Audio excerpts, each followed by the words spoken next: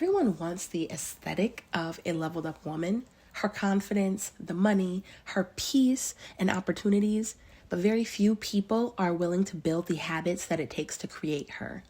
The women who truly level up aren't usually the luckiest, but they're the ones who learned how to develop this one skill. And if you stay until the end of this video, I'm going to help you see whether or not you have this skill, what to do if you don't have it yet, and how you can build this skill in your life. So number one, I want to talk about setting limits for yourself. I truly believe that discipline is the highest form of respecting yourself. Every time that you keep a promise to yourself, you strengthen your sense of self-trust. No matter what you believe in, most ancient civilizations had some sort of belief in the concept of feminine energy and a woman's intuition. And a lot of this has to do with women's unique ability to have very strong indicators in their body, in their aura or whatever, that tells them about their self-trust, that tells them about whether or not the things that they perceive as happening are happening, their ability to keep themselves safe, to protect their young, all of these different things. And confidence isn't going to be built just by saying affirmations, but it's built by also creating the evidence. The more that you have evidence of, yourself keeping promises to yourself showing that you are trustworthy and that you are dependable, not just that the people in your life can depend on you, but that you also can depend on you. It's very hard at that point to not develop confidence because you literally are seeing the proof in the pudding all the time. The women who follow through, they start to believe in themselves and start to believe that they deserve bigger opportunities, because when they are able to steward or handle a much smaller opportunity properly, they start to see, well, wow, I am actually good at handling hard things. It's actually easy for me to do things that are difficult. I wonder what other things I can do that are difficult, because apparently I'm good at that. And that is going to, over time, grow your sense of self-respect. And you develop this inner integrity with yourself, because your future is going to be built on the promises that your present self keeps. When I look around my life at all the blessings that I have now, a lot of them came from me telling myself no to something else in a past version of myself. When it comes to weight loss, every time you tell yourself no to the cookie, no to the skipping the workout, no to, skipping your walk, no to, pigging out with your bestie, every time you tell yourself no, your current self, the you in a few months, is going to be thanking you when you are snatched. It is summertime, and there are a lot of people who are trying to get a summer body now. But when you were telling yourself no all winter, you were telling yourself no all spring, you're the type of person who right now, you already have your summer body. Your summer body was ready in the winter. Your summer body was, maybe if you were running a little bit late, it was ready in the spring. And now that summer is here, you already have it. And you respect yourself a lot because you showed yourself that you have the ability to know when it makes sense to tell yourself yes, when it makes sense to tell yourself no, and you have proof, you have evidence that you are a good judge of how things should go, and it is worth it to trust yourself. So the next time you get a feeling in your gut about something, it's easy to, oh yeah, I had a feeling about it and I trust myself because my feelings are right. When I feel like it makes sense for me to miss out on this thing and, have delayed gratification, it works out. When I believe, okay, I'm setting my own limits, I believe that I can handle having, one cookie or one chip, or, not saying that that's what people are doing, but when you're able to show that, even when you tell yourself, yes, you can do it in moderation and it doesn't sabotage yourself, you know how to be the adult in your life. And to be, your own parent. A lot of people, they go off the rails once they grow up because they don't have anybody there anymore to tell them that, yes, you need to get up and do more than just scrolling on your phone. You need to get up and do work. You need to get up and build the life that you want for yourself. You're going to really respect yourself deeply when you've been able to see evidence that you make the steps in the present that set yourself up for success in the future. And I will say that, my next point is, all over social media, you will see people talking about boundaries, boundaries, boundaries. And it's always about boundaries with a job, boundaries with a partner, boundaries with a friend, even boundaries with a family member. But what about the boundaries that we set for our own self? Many people think boundaries are only about saying no to a toxic person, or, people will even say like, oh, you're creating a door to see whether or not other people want to walk through. But that's the same thing when you set boundaries for yourself. When you have a certain desire, something that you want, you need to be able to set those boundaries and say, okay, you're saying that you want to level up in this area of your life. Okay, well then I'm going to set this boundary, and you can walk through the door of, okay, you want to be the type of person who is snatched. Okay, well, these are the boundaries that you have to now set with yourself. And if you choose to honor your own boundaries, then you can walk through that door to that version of yourself. I feel like the highest performing women are going to have boundaries when it comes to things like procrastination, overspending, doom scrolling, unhealthy eating, sleeping too late, gossiping, emotional impulsivity, and even, being a slave to distractions. You're going to become more powerful when you stop negotiating with your lowest impulses. You understand that feelings are not facts. Just because you feel like you might want to do this thing, you feel like you may want to talk to this person, you feel like you may want to eat this thing, it's just a feeling. Just like, I'm a big believer in, you can feel however you want to feel, but that doesn't mean that you can do however you want to do. Women who have the lives that they want, yes, they get sad too. Yes, they get upset too. Yes, they still feel shame, humiliation, hurt, any of those things. But they don't allow those feelings to dictate how they act. They feel upset about something, and then they go for a nice long walk. They go and decide to clean their apartment. They feel some type of way, and then they decide to journal it out. And speaking of journal, I will leave a link in the comments down below. It's also in my channel description. I did just release a workbook for women who want to level up faster.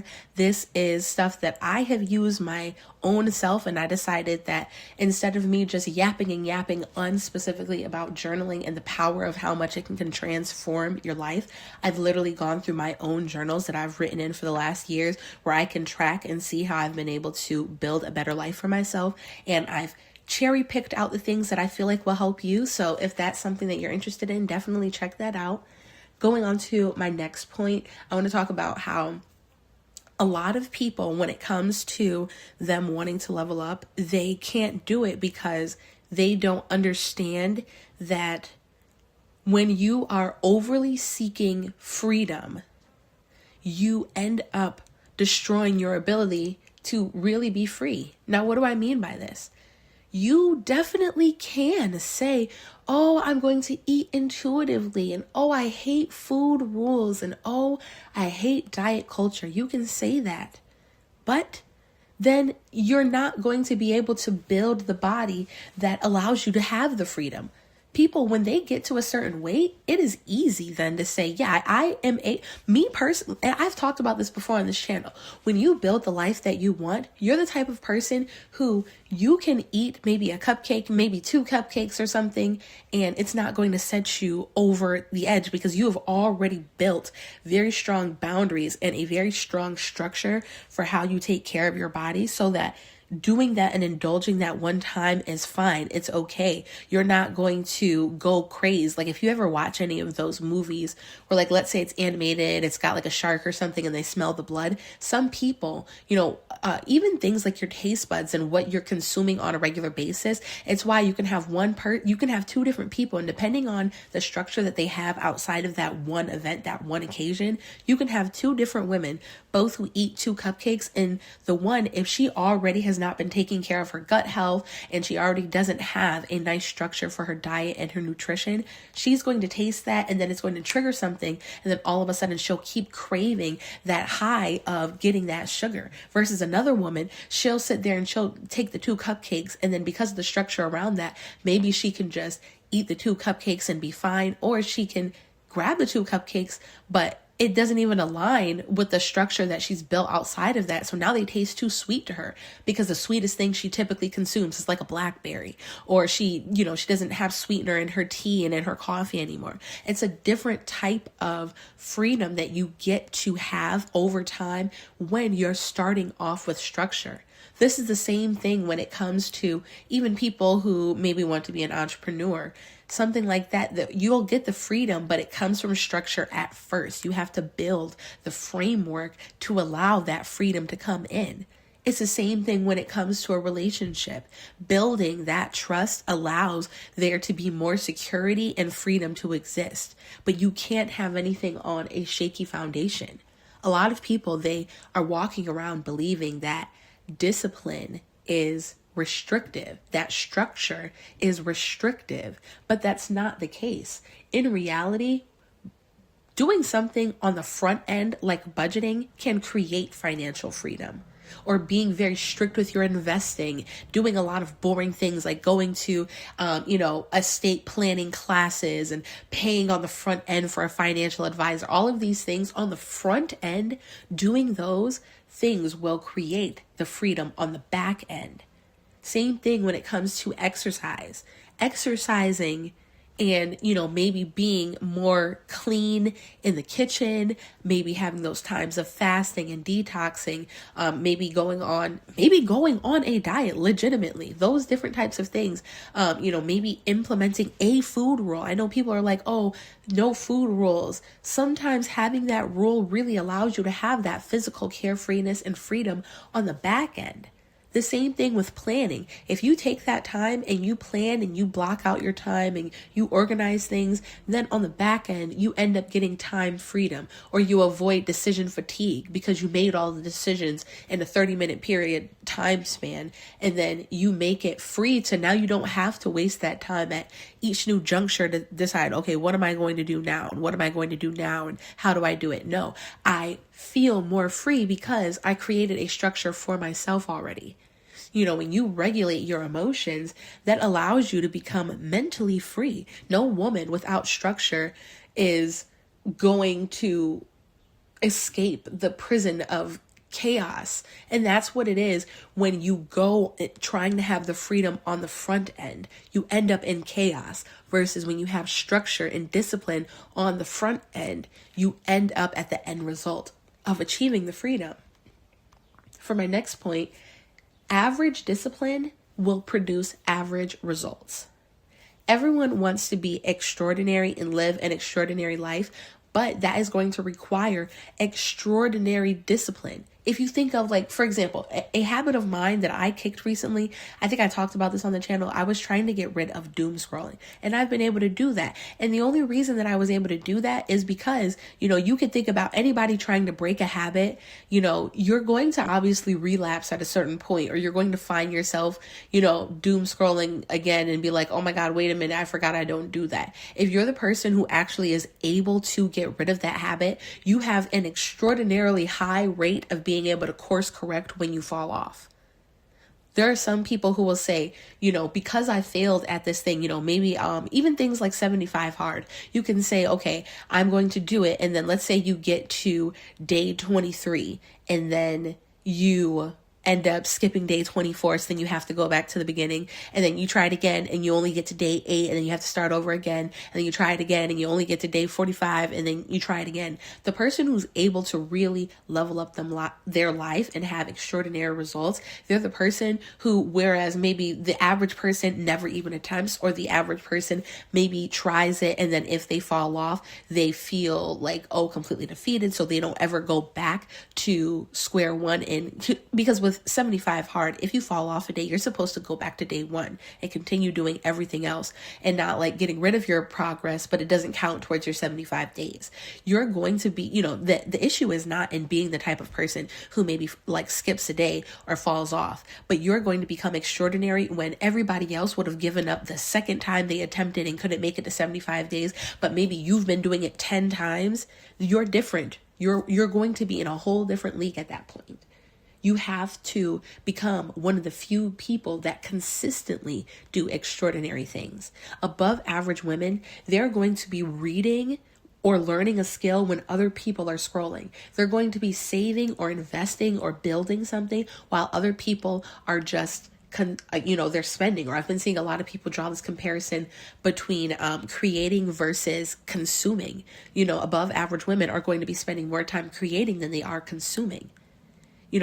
If you're going to become extraordinary, you have to practice more when other people are quitting more. You have to invest more when other people are, just taking out more.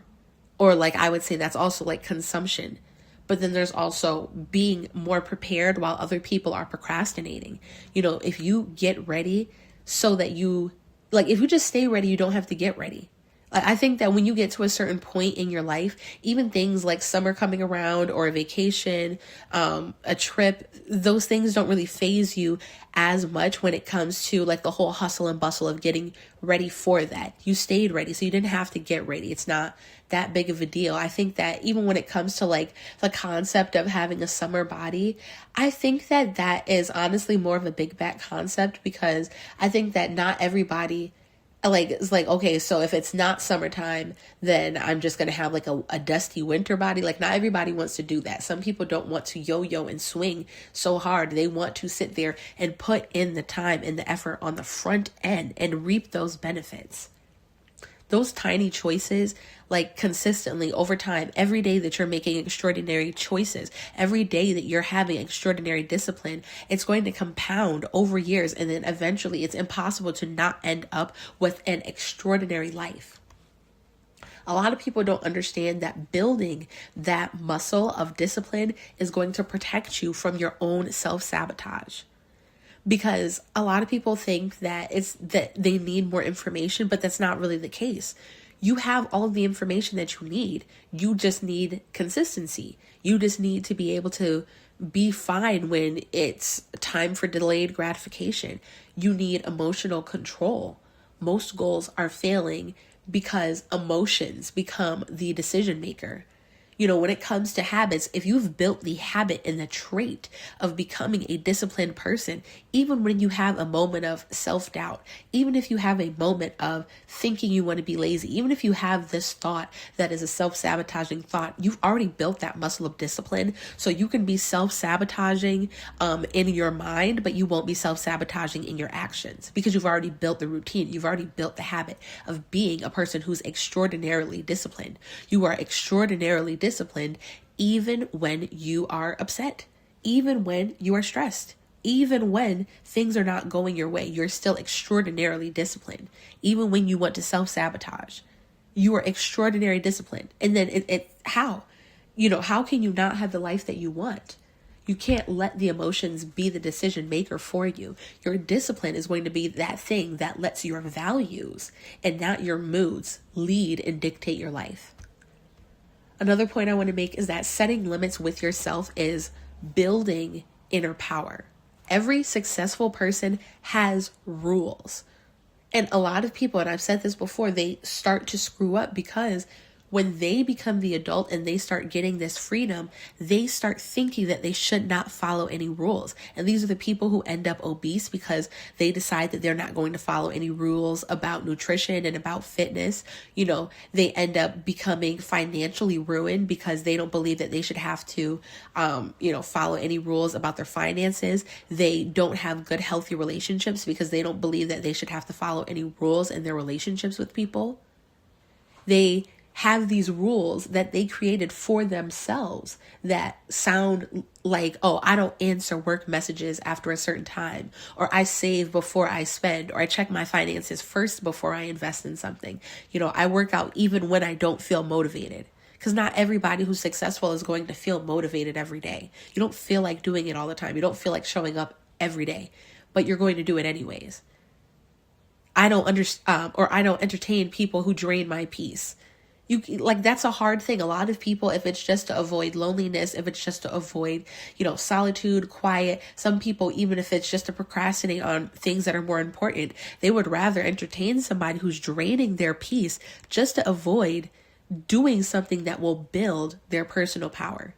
Rules that you create for yourself that are geared towards your values and your goals, they're going to eliminate the unnecessary decision fatigue. because that takes a lot of time to have to decide, okay, how, a lot of us take for granted how amazing it is to have a schedule that is set forth for you. But if you really respect yourself, you're going to set up your own schedule, set up your own calendar, and be disciplined with that as well. Because if you're not, other people are going to try to decide those things for you. And you're not going to like the decisions that they make in their best interest and not in your best interest. I believe I'm on number 7 right now. So discipline over time is going to make you more attractive, but it's not just a physical thing. It's not just a physical attraction.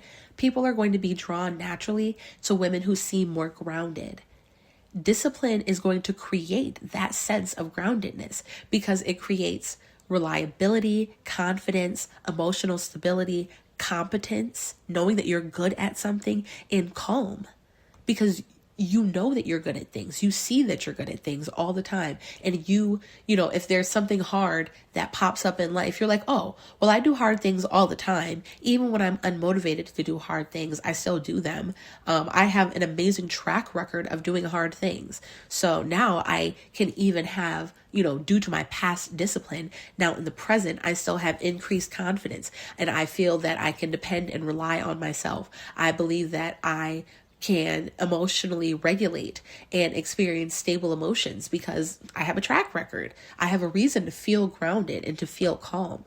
These qualities are going to make somebody more magnetic in friendships and business and relationships. I also want to say that I think that going back to the whole thing about successful people creating rules for themselves, when it comes to me, and there are people that I either want to do business with, that I want to have a relationship with, or I want to be friends with, I personally don't believe in the whole free for all, because I believe in setting rules for myself. And I've noticed that the people that I oftentimes can't get along with are people who they don't even set rules for their own self. They don't respect themselves to set rules for themselves, like, a bedtime, a time to work out and train, a time to, maybe stop eating, a certain amount to stop eating, certain things to not eat. If you can't even set those rules for yourself in accordance with your own values, how can I trust that you will be able to do anything within my best interest in this friendship, in this business relationship, in this personal relationship?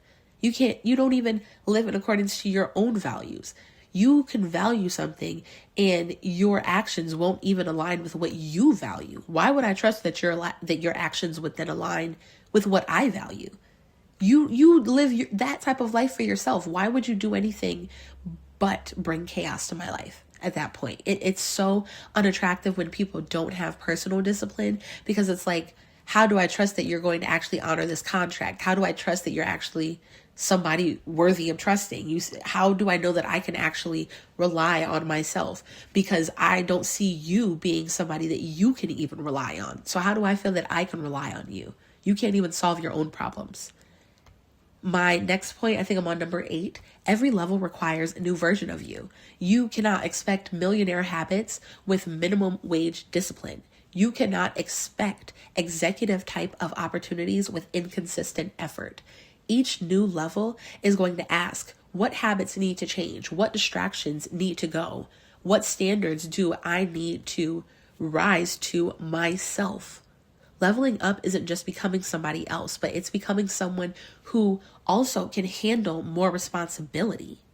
You're going to always have problems. You're going to always have rules. There's always going to be limits. There's always going to be expectations, but they change depending on the level. You can have 2 different levels of discipline when you're somebody who's leveled down versus somebody who's leveled up. You may still need to be disciplined, but there's a certain level of discipline that's only going to allow you to be somebody who earns 5 figures. There's a new level of discipline that you have to cross over into when you decide, okay, now I want 6 figures. Oh, now I want 7 figures. Oh, now you know what? I think that I'm ready for 8 figures. You have to show that you can handle more responsibility, because anybody can get something one time, but can you get something and keep it? And if you lost it all, could you build it back up again? Number 9, high discipline creates a reputation before you even enter the room. People always notice women who arrive prepared, that finish what they start, they honor their commitments, and they stay composed under pressure. Your habits eventually become your personal brand. Opportunities often come because people trust your consistency, and people can see that, whether it's they watched you build up to something, they watched you start and finish something, they watched you say out that you had a certain goal, and they were able to watch you achieve it without maybe a cheering squad on the sidelines telling you to keep going. Maybe you're not waiting for people to give you permission. You'll do it anyways. You're not waiting on people to give you a reminder. You're going to do it and remain consistent regardless. Number 10, the biggest competition is always going to be your undisciplined self. And I've said this before, this ties into self-sabotage. Sometimes there may be an older version of yourself that's kind of like watching the new version of your life. And I think they get jealous. They're like, I don't know if you really deserve that. I don't know if you really should have that because I didn't have that. And I think sometimes that's what it is. And learning how to up level to the point where you're fighting those types of enemies, you're fighting the enemy of your own mind, as opposed to other people. They're still stuck on, fighting maybe external circumstances, but they've not been able to slay those other dragons. Most women, they're not just competing against other women, but they're competing against yesterday's habits, yesterday's excuses, yesterday's comfort zone. Because for some people, especially when you're trying to train your life, maybe you look back and you honestly have a better track record of breaking your promises to yourself. You honestly have a better track record of being inconsistent. You have consistently been inconsistent. I remember being at a point like that in my life, and I feel like now it's easier to have increased confidence because now I am more familiar with the self that I am that has the track record of, oh no, now I have been more consistently consistent than I have been consistently inconsistent. That's a lot of consistency right there. Every day that you choose discipline, though, you are you become harder to compete with because you're competing against your previous self, not everyone else. 11, discipline allows you to capitalize on opportunity. People often call successful women lucky, but while I definitely believe in lucky girl syndrome, luck is, I think, sometimes a humbling tactic when it's really preparedness. It's really your discipline. It's really the payoff. It's really the deserved harvest and output to what you've input. Luck is much more valuable when you're prepared. Anybody can randomly have an opportunity fall in their lap, but whether or not you're ready to handle it and maximize that, or whether or not you're going to really work it for what it is worth, that is going to depend on whether or not you were even prepared for that. If you're always staying ready so you don't have to get ready, then all you need is that one thing that sets it off and you're already prepared, versus somebody else. There are other people who are not getting prepared and they're waiting for the spotlight. They're waiting for something that when it comes, they're not even prepared for it. You have to work on getting prepared. That way you can really capitalize on the opportunity. Because preparation is going to be that thing that turns opportunities into a real long-term change or long-term results. When the opportunities arrive, disciplined women, they have then the savings to invest. They have the skills to perform right there on the spot. They have the confidence to say yes. They have the routines to sustain the success. Number 12, and my last point, the ultimate level up is self-mastery.